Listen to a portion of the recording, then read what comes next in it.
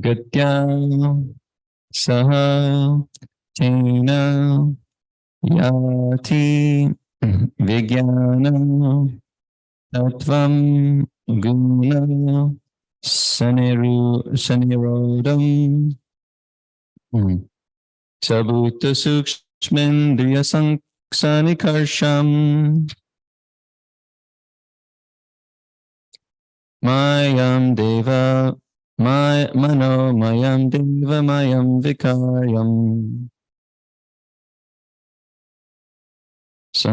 Sajagatya sahatena yati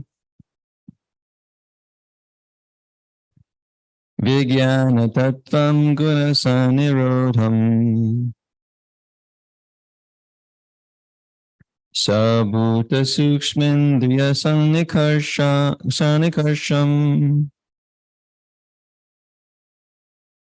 Manomayam devamayam vikayam Sangsaryagatya sahatena yati Vijnana tattvam gunasanirodham Sabhuta sukshmendriya sanikarsham Manomayam devamayam vikaryam Sangsaryagatya sahatena yati Vijnana tattvam gunasanirodham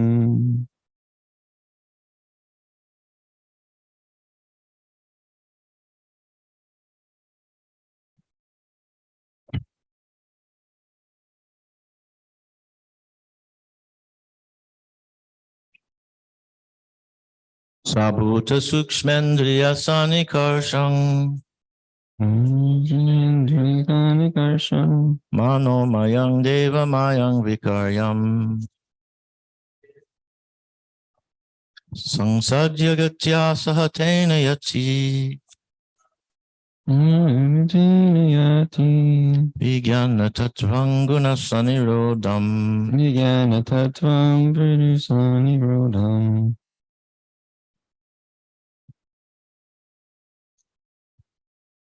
Sabhuta sukshmendriya sanikarsham Sabhuta sukshmendriya sanikarsham Manomayam devamayam vikaryam Devamayam vikaryam Samsadya gatya sahatena yati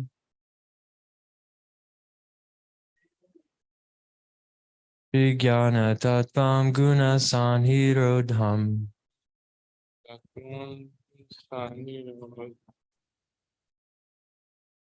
Sabhuta sukshmendriya sanikarsham Manomayam devamayam vikaryam Manomayam devamayam vikaryam Samsadya gacha sahatena yati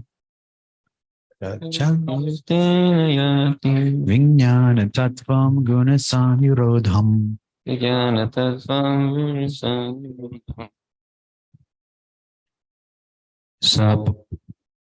Sabhuta sukshmendriya sanikarsham Sabhuta sukshmendriya sanikarsham Manomayam devamayam vikaryam Manomayam devamayam vikaryam Samsadyagatya sahatena yati Sadhyatya sahatena yati Vijnana tattvam gunasanirodham Vijnana tattvam gunasanirodham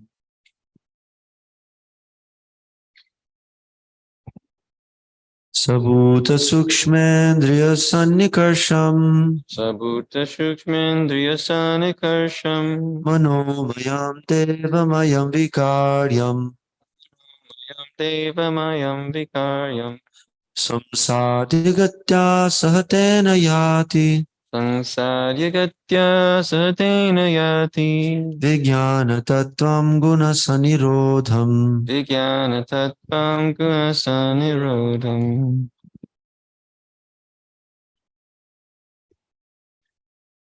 Shukshmendriya-sanikarsham. Sabhuta shukshmendriyasanikarsam. Manomayam devamayam vikaryam. Manomayam devamayam vikaryam.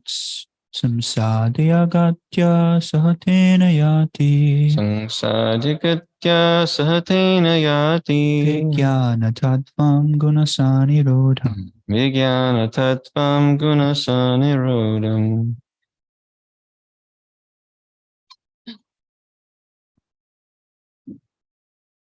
Sabhuta sukshmendriya sanikarsham Sabhuta sukshmendriyasanikarsam.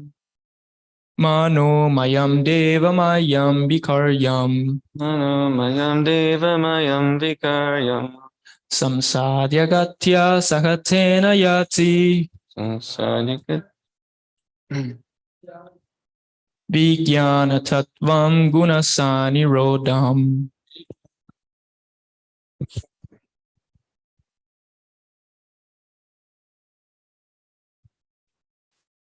Buddha Suksmendriya Sanikarsham Manomayam Devamayam Vikaryam Mayam devamayam vikaryam. Samsadhyagatya Sahatena Yati Samsadyagatya sahatena yati. Vijnana Tattvam Gunasanirodham Vijnana-tattvam guna-sanirodham. Sabhuta shushkmindriya sanikarsham Sabhuta shukshmendriyasanikarsam. manomayan devamayan vikaryam Manomayam devamayam vikaryam. samshadyagatya sahatena yati Samsadyagatya sahatena yati. Vijnana tattvam gunasanirodham. Vijnana-tattvam guna-sanirodham. Sabhuta sukshmandriyasanikarsam Sabhuta sukshmendriyasanikarsam. manomayam devamayam vikaryam Manomayam devamayam vikaryam. samsadhyadgatya sahatena yati vijnana tattvam gunasanirodham. Saha, he, the devotee. Bhuta, the gross. Sukshma, and the subtle. Indriya, senses. Sanikarsham, the point of neutralization. Manamayam, the mental plane. Devamayam, in the mode of goodness. Vikaryam, egoism. Samsadya, surpassing. Gatya, by the progress. Saha, along with. Tena, them. Yati, goes. Vijnana, perfect knowledge. Tattvam, truth. Guna, the material modes. Sanirodham, completely suspended. Translation and purport by His Divine Grace, A.C. Bhaktivedanta Swami Srila Prabhupada Ki Jai. The devotee, thus surpassing the gross and subtle forms of coverings, enters the plane of egoism.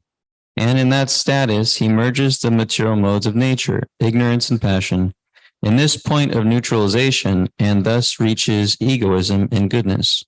After this, all egoism is merged in the Mahatattva, and he comes to the point of pure self-realization. Purport. Pure self-realization, as we have several times discussed, is the pure consciousness of admitting oneself to be the eternal servitor of the Lord. Thus one is reinstated in his original position of transcendental loving service to the Lord, as will be clearly explained in the following verse. This stage of rendering transcendental loving service to the Lord without any hopes of emolument from the Lord or any other way can be attained when the material senses are purified and the original pure state of the senses is revived. It is suggested herein that the process of purifying the senses is by the yogic way, namely the gross senses are merged in the mode of ignorance, and the subtle senses are merged in the mode of passion. The mind belongs to the mode of goodness, and therefore is called Deva Maya, or godly. Perfect purification of the mind is made possible when one is fixed in the conviction of being the eternal servitor of the Lord. Therefore, simple attainment of goodness is also a material mode. One has to surpass this stage of material goodness and reach the point of purified goodness, or Vasudev Sattva. This Vasudev Sattva helps one enter into the kingdom of God. We may also remember in this connection that the process of gradual emancipation by the devotees in the manner mentioned above, although authoritative, is not viable in the present age because of people's being primarily unaware of yoga practice. The so-called yoga practice by the professional protagonists may be physiologically beneficial, but such small successes cannot help one in the attainment of spiritual emancipation, as mentioned herein. 5,000 years ago, when the social status of human society was in perfect Vedic order, the yoga process mentioned herein was a common affair for everyone, because everyone, and especially the Brahmana and Kshatriya, was trained in the transcendental art under the care of the spiritual master, far away from home, in the status of brahmacharya. Modern man, however, is incompetent to understand it perfectly. So there's about 2 more pages of the purport we'll read. Lord Sri Chaitanya therefore made it easier for the prospective devotee of the present age in this following specific manner. Ultimately, there is no difference in the results. The first and foremost point is that one must understand the prime importance of Bhakti Yoga. The living beings in different species of life are undergoing different terms of engagement according to their fruitive actions and reactions. But in the execution of different activities, one who secures some resources in Bhakti Yoga can understand the importance of the service to the Lord through the causeless mercy of the Lord, as well as that of the spiritual master. A sincere soul is helped by the Lord through meeting a bona fide spiritual master, the representative of the Lord. By the instruction of such a spiritual master, one gets the seed of Bhakti Yoga. Lord Sri Chaitanya Mahaprabhu recommends that the devotee sow the seed of Bhakti Yoga in his heart and nurture it by the watering of hearing and chanting the holy name, fame, etc. of the Lord. The simple process of offenselessly chanting and hearing the holy name of the Lord will gradually promote one very soon to the stage of emancipation. There are 3 stages in chanting the holy name of the Lord. The first stage is the offensive chanting of the holy name, and the second is the reflective stage of chanting the holy name. The third stage is the offenseless chanting of the holy name of the Lord. In the second stage only, the stage of reflection between the offensive and offenseless stages, one automatically attains the stage of emancipation. And in the offenseless stage, one actually enters into the kingdom of God. Although physically he may apparently be within the material world. To attain the offenseless stage, one must be on guard in the following manner. When we speak of hearing and chanting, it means that not only should one hear and chant, not only should one chant and hear the holy name of the Lord as Rama, Krishna, or systematically the 16 names, Hare Krishna, Krishna, Krishna, Hare Hare, Hare Rama, Hare Rama, Rama, Rama, Hare Hare. But one should also read and hear the Bhagavad Gita and Srimad Bhagavatam in the association of devotees.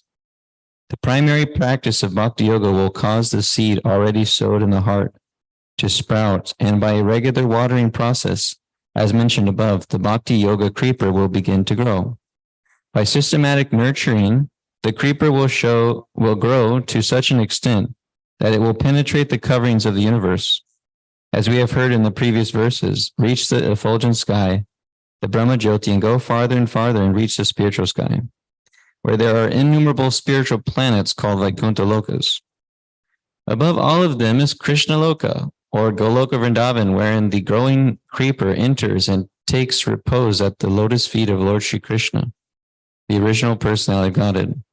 When one reaches the lotus feet of Lord Krishna at Goloka Vrindavan, the watering process of hearing and reading, as also chanting of the holy name in the pure devotional stage, fructifies, and the fruits grown there in the form of love of God are tangibly tasted by the devotee, even though he is here in this material world. The ripe fruits of love of God are relished only by the devotees constantly engaged in the watering process as described above. But the working devotee must always be mindful that the creeper which has so grown will not be cut off. Therefore, he should be mindful of the following considerations. 1. Offense by one at the feet of a pure devotee may be likened to the mad elephant who devastates a very good garden if it enters. 2. One must be very careful to guard himself against such offenses at the feet of pure devotees, just as one protects a creeper by all-around fencing. 3. It so happens that by the watering process, some weeds are also grown, and unless such weeds are uprooted, the nurturing of the main creeper, or the creeper of Bhakti Yoga, may be hampered. 4. Actually, these weeds are material enjoyment, merging of the self in the absolute without separate individuality, and many other desires in the field of religion, economic development, sense enjoyment, and emancipation.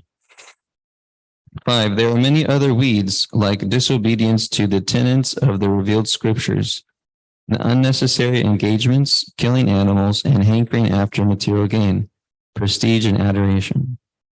6. If sufficient care is not given, then the watering process may only help to breed the weeds, stunting the healthy growth of the main creeper and resulting in no fructification of the ultimate requirement, love of God. 7. The devotee must therefore be very careful to uproot the different weeds in the very beginning. Only then will the healthy growth of the main creeper not be stunted. 8. And by so doing, the devotee is able to relish the fruit of love of God and thus live practically with Lord Krishna, even in this life, and be able to see the Lord in every step. The highest perfection of life is to enjoy life constantly in the association of the Lord, and one who can relish this does not aspire after any temporary enjoyment of the material world via other media. Om Jnana-timirandasya Jnana Shalakaya Chakshurumalitamina Tasmai Shri Guruve Namaha.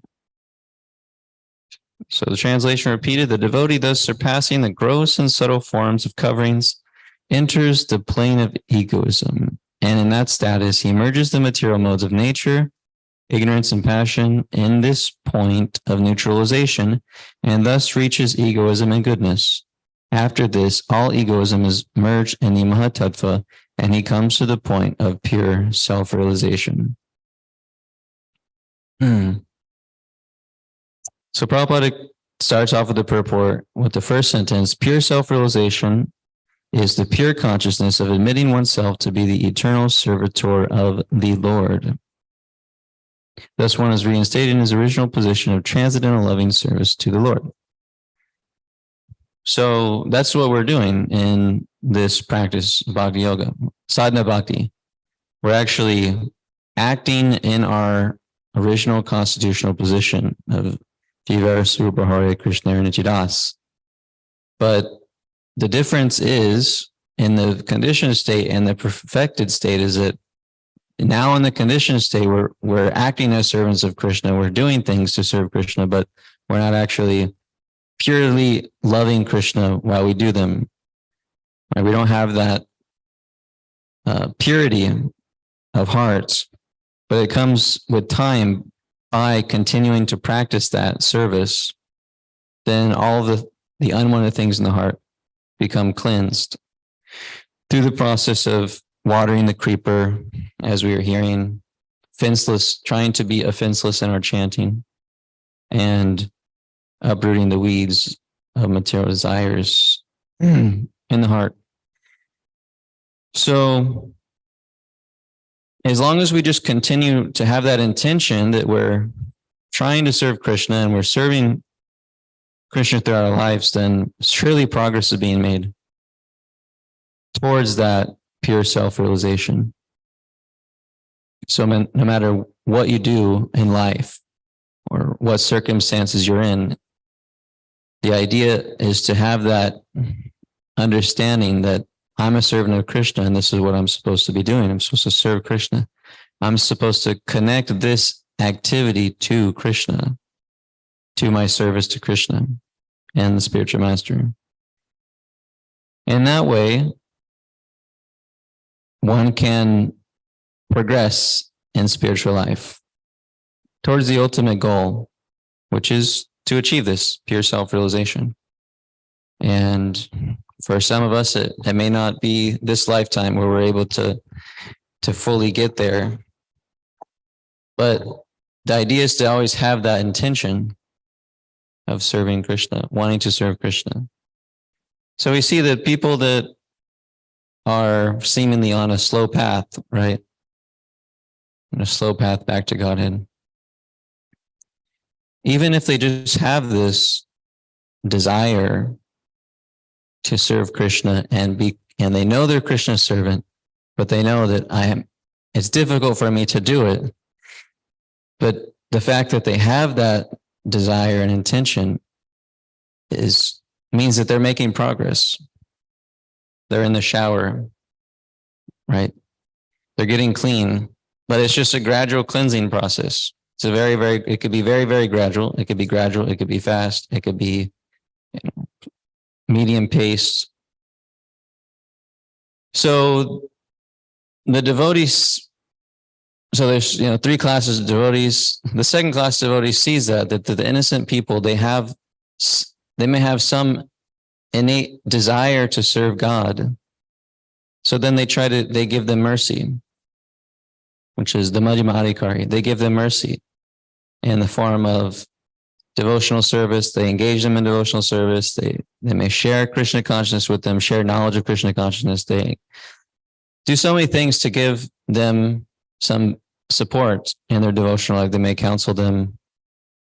And these innocent people, they have some idea, okay, even if it's on the base level, like, I want to serve God, right? I want to live a godly life. I want to be, and they may not say Krishna, but they want to serve God. Then that's what we're talking about here. They're understanding, they have some clarity that that's what they're supposed to do. That's their dharma. It's their sanatana dharma, is to be an eternal servant of Krishna, of God. So progress is being made. So the Madhyama Adhikari, they help those people. Those are the innocent people.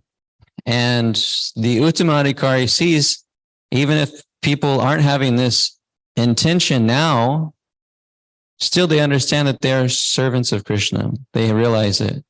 And then they may even see their activities that even if they don't have this intention to serve Krishna, still they see that they are a servant of Krishna and they're serving Krishna. But you could say, well, they're indirectly serving Krishna because the material energy is Krishna's energy. And the material energy has a design. The purpose of the material energy is to purify us.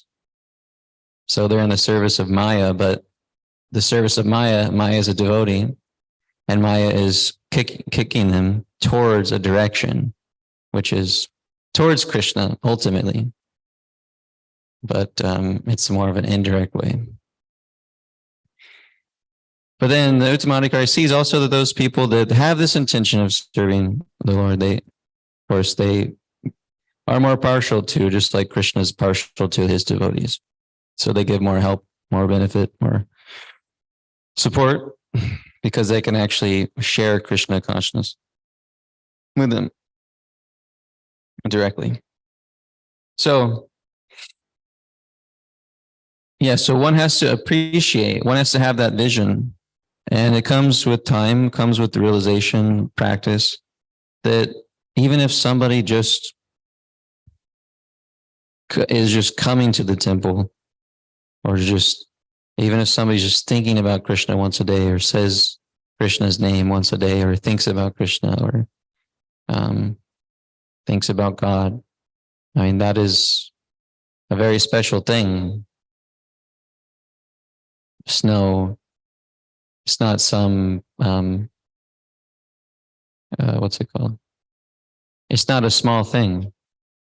But we tend to get so caught up in, oh, they have to be doing, they have to be doing so many things. They have to be chanting Hare Krishna every day. They have to be doing 16 rounds. They have to be doing this. And then they're, devotees and then I can appreciate them. Right. But that's not actually mature vision. Or we may think like, oh, they don't live in the temple, so, they're engaged in all sorts of material activity. Therefore, I don't want to associate so much. So these tendencies of the mind to compare externally is immature thinking. Because even if somebody is living in the temple, in a temple environment, seemingly doing direct devotional service every day, somebody living outside who's raising a family or working some job can actually be more advanced than the person inside the temple. So we have to really seek the essence of somebody's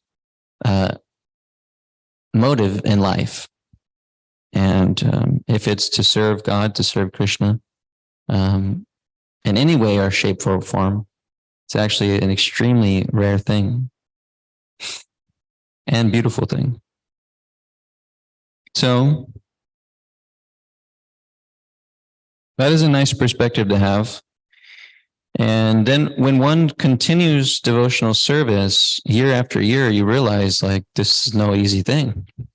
And what to speak of no easy thing, just to serve Krishna or think about Krishna, wanting to serve Krishna. There's no easy thing. It could be very easy to just try to forget about it and enjoy the material world unrestrictedly. Right? Because the mind's always pushing us that direction in the conditioned state. And when one is in a sadhaka, they're pushing against that. So every day it's like, whoa, somebody can do this every day. Somebody's doing this, or somebody has done this for a few days, or somebody has done this for years, or someone has done this for decades. It's very special. So those are some thinking about self-realization. So the other point Prabhupada mentions is about chanting. So he's saying when we speak of hearing and chanting, it's not just chanting Hare Krishna, but it's also reading and hearing Bhagavad Gita, Srimad Bhagavatam in the association of devotees. So this hearing and chanting of the Vedic literatures, of basically anything in relation to Krishna, hearing and chanting, this will water your bhakti seed. Your seed will be your seed will be growing. By systematic nurturing, the creeper will grow to such an extent it will penetrate the coverings of the universe and reach the effulgent Brahmajyoti and go farther, etc. till they reach Krishna in the spiritual world, Goloka Vrindavan. So it's a nice imagery that we have this seed of bhakti which is given by the spiritual master. And then by hearing and chanting like we do every day, here morning program, evening program, then and throughout the day, then this creeper is growing. It's like it's springtime now. We're going to be planting some things, maybe. So then we'll see, okay, what do we have to do to help these seeds grow, right? Give it water, make sure the soil is proper, et cetera, et cetera. And then at some point, hopefully, we'll have some flowers or some whatever will be there. And so it's like that. We can compare it to our devotional service that, okay, we just hear and chant, but we also have to go in there and do some work. And that is pulling out the weeds. So it's pretty interesting, this weeds point, that even though, if you have weeds in with your devotional creeper, even if it says, even if you hear and chant, you'll actually be growing the weeds, and the weeds will, what do the weeds do? They zap the nutrients, right, that are going to be going to the plant you want to grow. And so then that can cause great strain in the growth of your plant, your Bhakti Lata beach. So how do we uproot the weeds?